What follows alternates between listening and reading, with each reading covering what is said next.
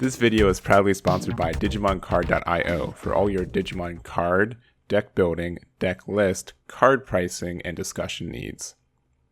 Hey everyone, Egman here with another video. And today we've got the top deck list from the Digimon 2021 English World Championship.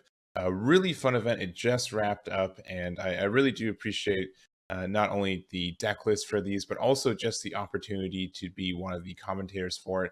It was a lot of fun. The entire casting team was great. It was just a good crew to be part of, and I really do appreciate it. So I hope you guys got something from it, and I really did appreciate the opportunity for it as well. So anyways, we've got these lists for you guys. Also, if you don't know, this document is in the description of this video too. If you want to see any of these 8 lists, go for it. And we do have Chungman Chan taking first with Blue Hybrid, Daniel O taking second with Blue Hybrid, Joseph Reyes to get third with Jesmon, Brent Salsa with Lilith Loop for fourth, and then the rest of the top 8 are Daniel Canera with Cherubimon, Sebastian Churon with Gabubon, Kevin Diaz with Yellow Purple Hybrid, and Vincent Rios with Blue Hybrid. So, obviously a little bit of Blue Hybrid, but, everyone else pretty much ran their own thing from there, which is really interesting to see.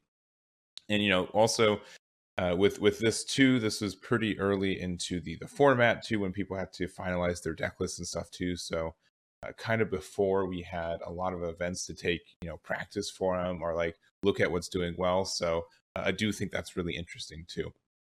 But with that, let's go into, we're just going to talk about all 8 decks today. So we're just going to go down in order.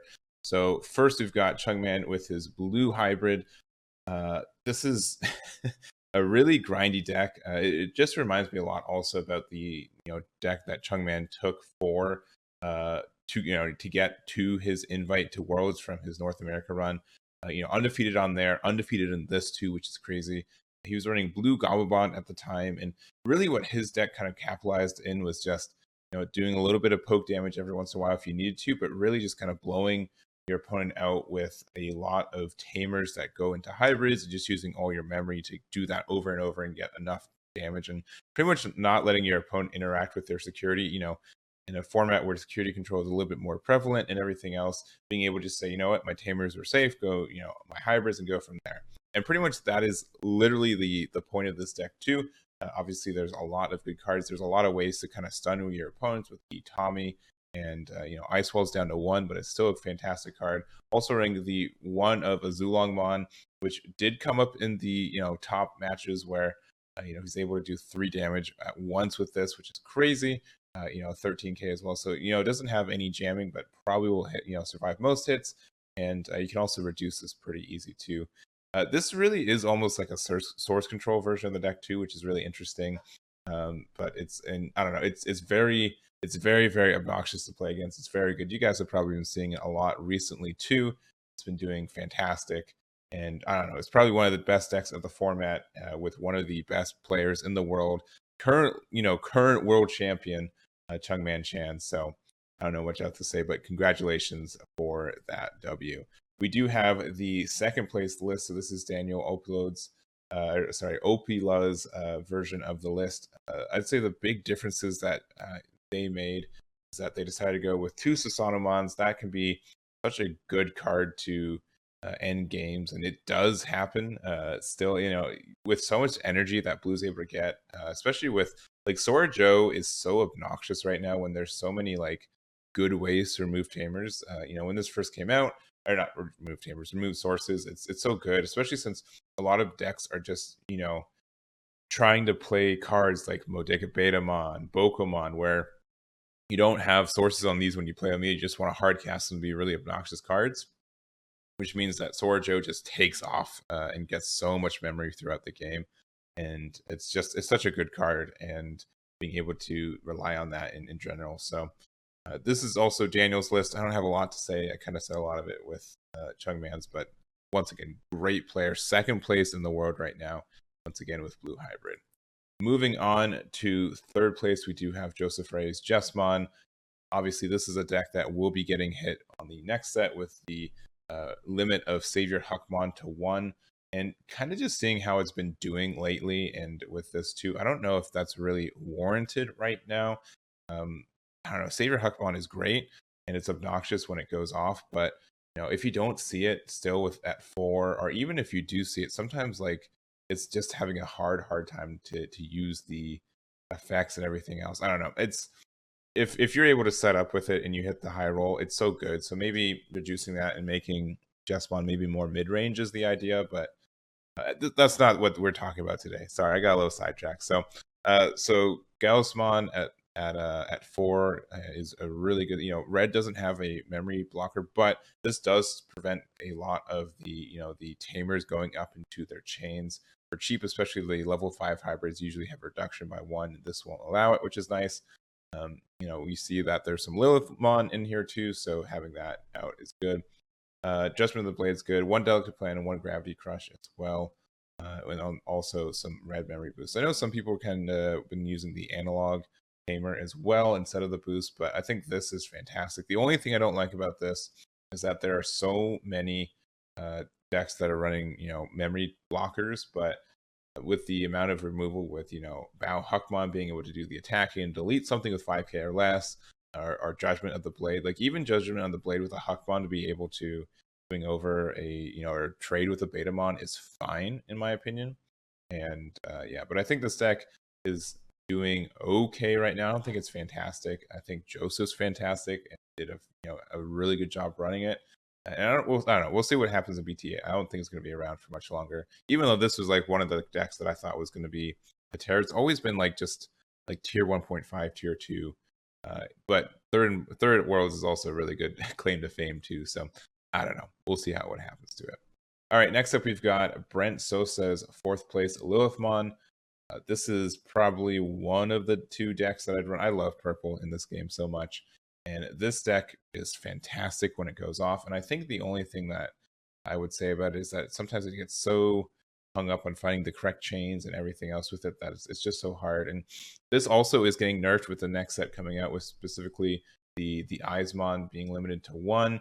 And that makes it a little bit less consistent. But the weird thing about this deck is that like it lives like Eismon makes this deck either work or not work in the if Eismon isn't helping you out, you're probably not winning the game, which is really interesting for a deck like this, strictly because it gets the cycle that you need, and it just gives you a bunch of bodies on board, so you can start going offensive with it too, and kind of going from there. So if you're playing something aggro, you can kind of like out aggro it sometimes, which is funny, and kind of go from there. But the idea of this deck is obviously the Lilithmon chain, which is always like it changes every format with kind of the cards that you can use and can't use, with the fact that Mega Digimon Fusion was banned.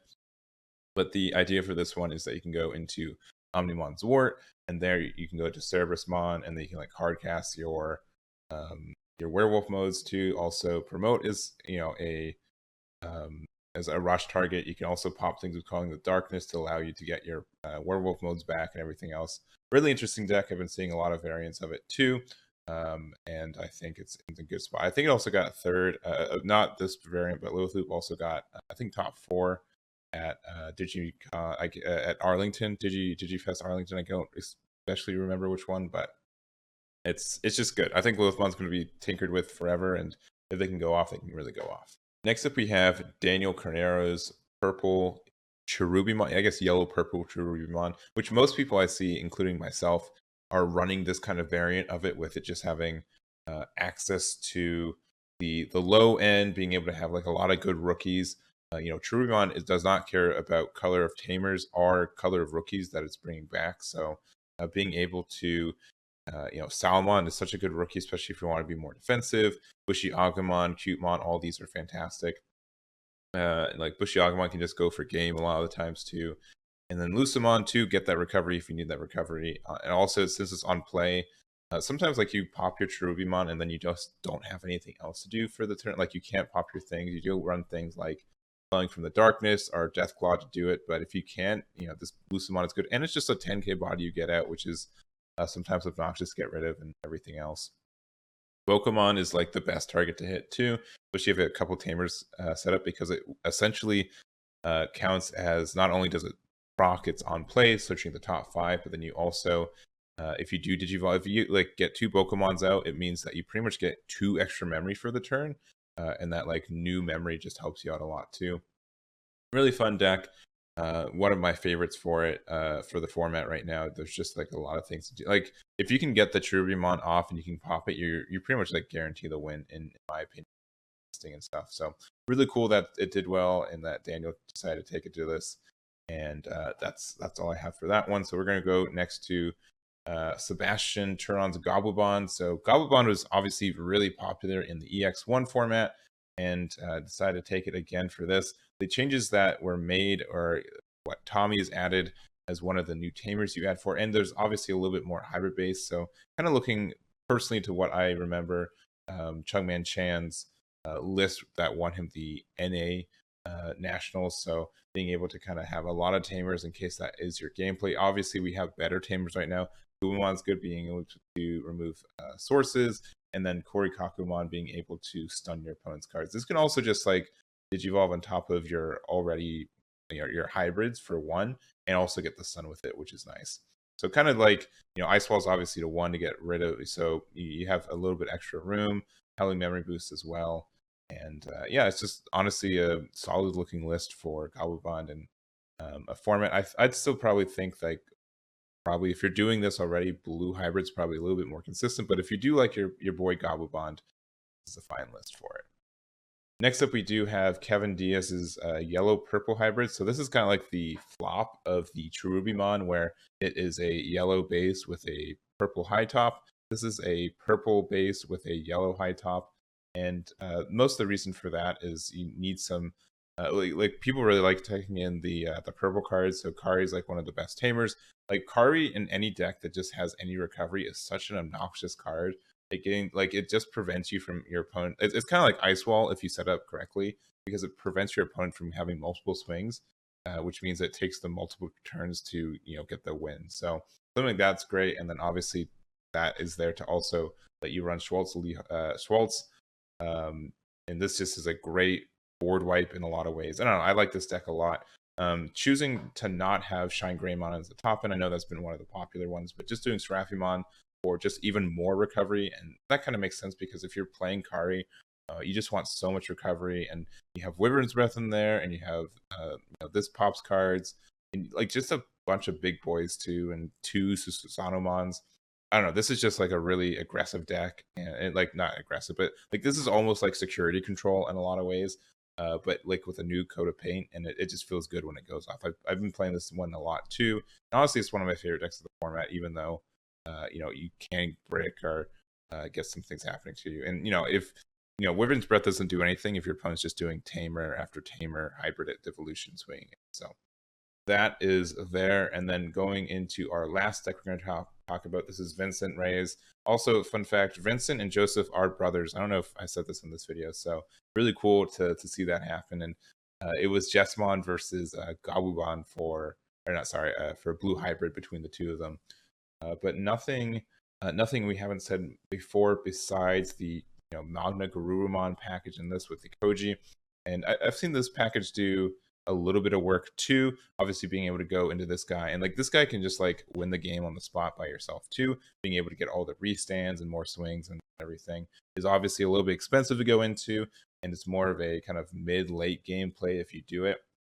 But if it does resolve and you're able to get all your procs with it, I think it's in a good spot. I think the only thing about it is that obviously this guy can get hit by things in security, and for the amount of memory that you're investing in him, you have to have the cards for it. But you can also just alternatively have the you can just keep doing the tamers on top of the hybrid play. I don't know.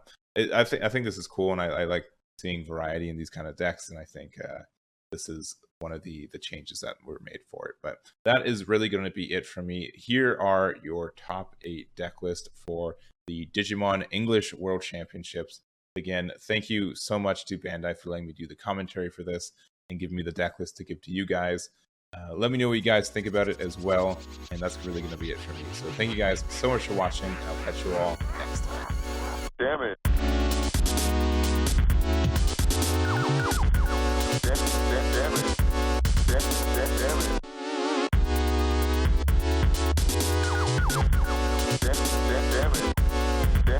Damn it.